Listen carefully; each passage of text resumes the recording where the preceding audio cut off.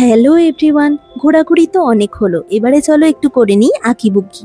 ছোটবেলা থেকেই কেউ যদি আমায় জিজ্ঞাসা করতো আমার হবি কি, আমি বলতাম ড্রয়িং। তবে ড্রয়িং নিয়ে অনেক কিছু করার ইচ্ছে থাকলেও সেভাবে কিছুই করে উঠতে পারিনি। এখন একটু আধটু ইউটিউবে দৌলাতে সুযোগ পেয়েছি পাঞ্জাবির ওপরে ডিজাইন করার। বরের পাঞ্জাবিতে ডিজাইন করতে করতে আমার আলমারির একটা অংশ তো শুধু পাঞ্জাবিতেই ভর্তি হয়ে গেছে। তারই সাথে সাথে আরো কয়েকজন কাছের মানুষের পাঞ্জাবির ওপরেও ডিজাইন করেছি। তবে এবারে পেলাম আর একটা মোক্ষম সুযোগ। এবারের জামাই ষষ্ঠীতে আমার মা এই পাঞ্জাবিটা তার ঠাকুর জামাইকে মানে আমার পিসেমশাইকে গিফট করেছিল। অন্যদিকে আমি তো থাকি সুযোগের সন্ধানে, যেই দেখেছি এক কালারের প্লেন সুতির পাঞ্জাবি অমনি করেছি পাকড়াও। এই মিল্কি রেড কালারের পাঞ্জাবিটার ওপরে অনলি হোয়াইট কালার দিয়েই আমি ডিজাইনটা করেছি।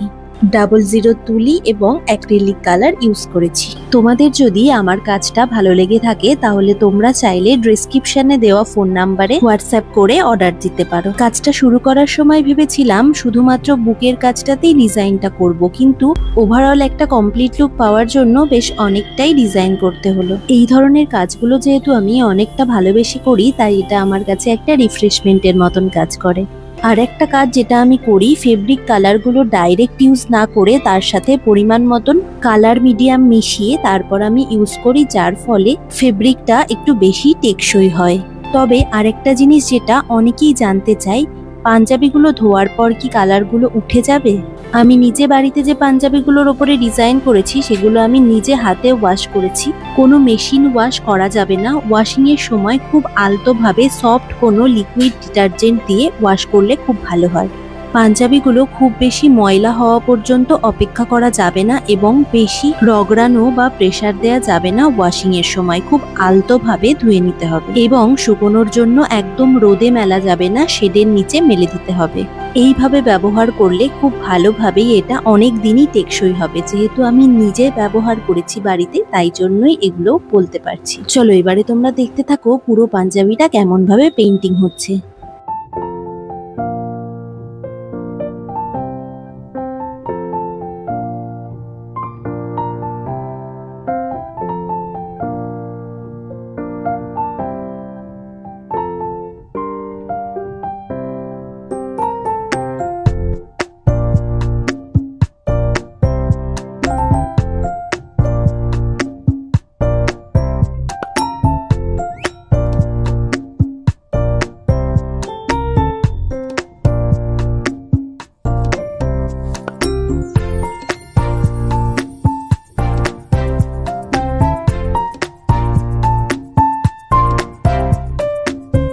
কেমন লাগলো অবশ্যই জানিও, ওকে? আর ভালো লাগলে চ্যানেলটা সাবস্ক্রাইব করে লাইক শেয়ার কমেন্ট করো।